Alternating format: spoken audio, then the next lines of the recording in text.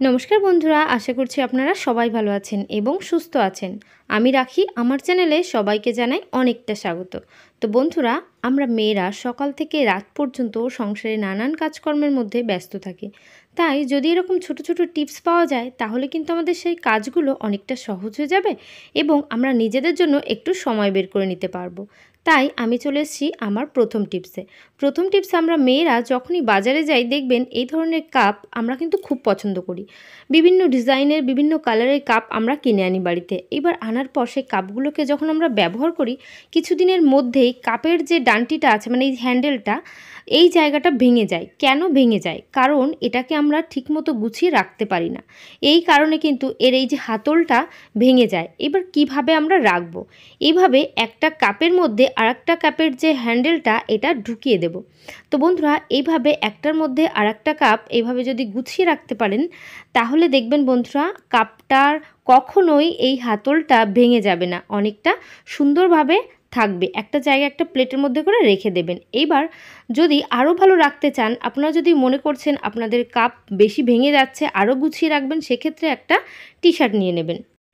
এইভাবে টি শার্টের মধ্যে কাপগুলোকে রেখে তারপর এইভাবে টি শার্টটাকে ভাঁজ করে দেবেন। এইভাবে ভাঁজ করে টি শার্টের মধ্যে করে যদি কাপগুলোকে রাখতে পারেন তাহলে অনেকটা সেফটিভাবে রাখতে পারবেন। ওর হাতলগুলো কিন্তু কখনোই ভেঙে যাবে না। এটা একটু বেশি সাবধানে রাখা হবে। তো বন্ধুরা, আশা করছি আমার এই টিপসটা আপনাদের অনেকটা কাজে আসবে, অনেকটা ভালো লেগেছে। আর আমার এই ভিডিও যদি আপনাদের কোনো কাজে লাগে অবশ্যই কিন্তু বন্ধুদের সঙ্গে শেয়ার করবেন। তো চলে এলাম পরবর্তী টিপসে। এখানে আছে কিছুটা ছোলা। তো ছোলা আমরা খেতে সবাই পছন্দ করি। অনেকে দেখবেন তাদের হেলথের জন্য তারা প্রতিদিন সকালে ছোলা ভিজানো খায়। আবার ছোলার নানান ধরনের রেসিপি আমরা তৈরি করি। তার জন্যই ছোলা কিন্তু বেশি করে বাড়িতে এনে রাখি। এবার ছোলা বাড়িতে বেশি করে এনে রাখলে একটা প্রবলেম হয়, সেটা এইভাবে এই যে পোকা লেগে যায়। তা ছোলার মধ্যে এরকম পোকা লেগে গেলে সেই ছোলাগুলো কিন্তু খেতেও ইচ্ছা করে না, কারণ মনে একটা ভয় থাকে কোনটার মধ্যে পোকা আছে।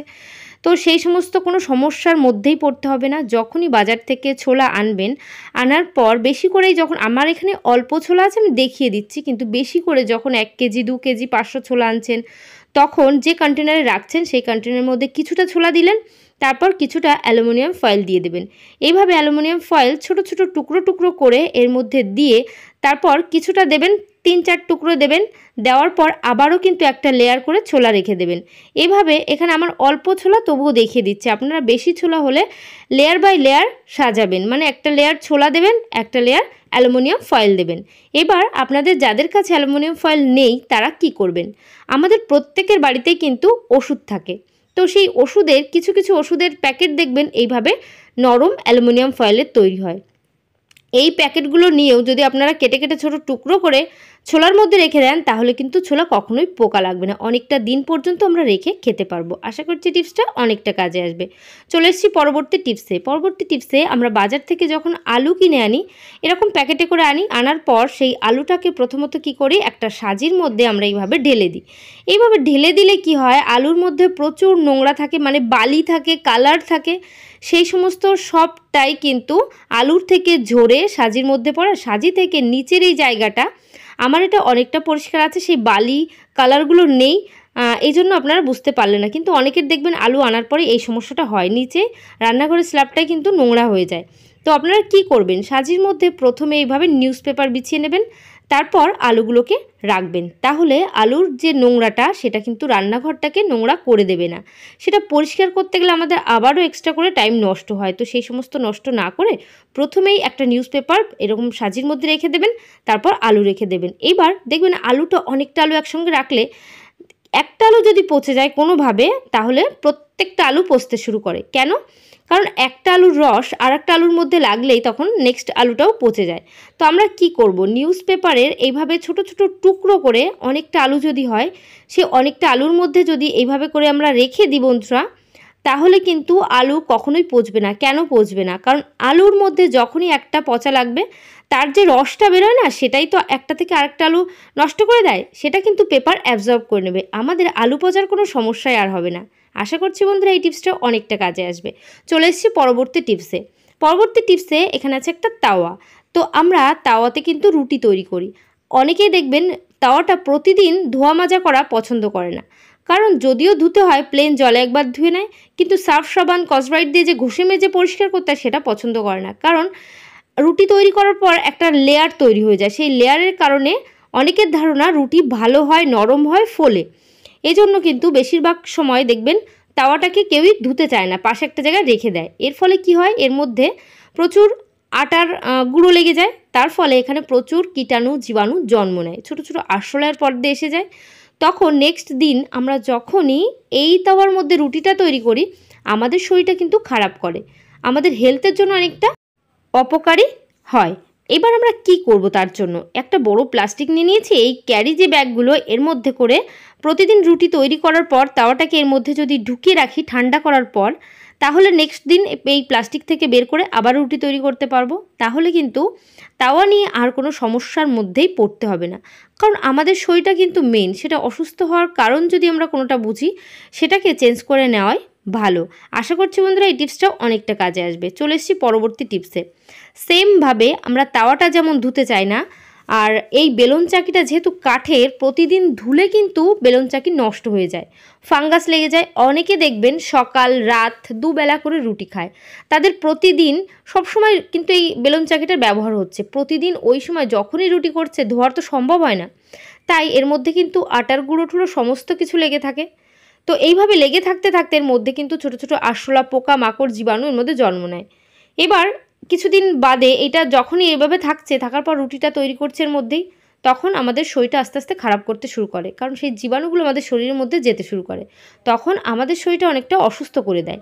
তাই আমরা এটাকেও, মানে যেমন তাওয়াটাকে আমরা প্লাস্টিক ক্যারির মধ্যে রেখেছি, সেমভাবে আমরা এই বেলুন চাকিটাকেও কিন্তু প্লাস্টিকের ব্যাগের মধ্যে করে আমরা রেখে দেব।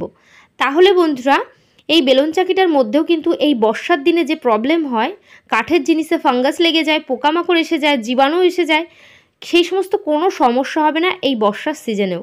একটা করে প্লাস্টিক এইভাবে আমরা মুড়িয়ে রেখে দেবো, তাহলে আর কোনো সমস্যাই হবে না।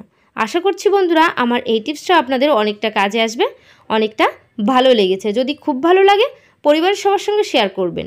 চলে এসেছি পরবর্তী টিপসে। পরবর্তী টিপসে এখানে আছে কিছুটা ছাতা। তো এই ধরনের যে সমস্ত ভাঙা ছাতাগুলো আছে, মানে কালার চটে গেছে, আমরা ব্যবহার করতে চাচ্ছি না, পুরানো ছাতা, শিক ভেঙে গেছে, খুলতে চাচ্ছে না, অনেকটা সমস্যা হয়।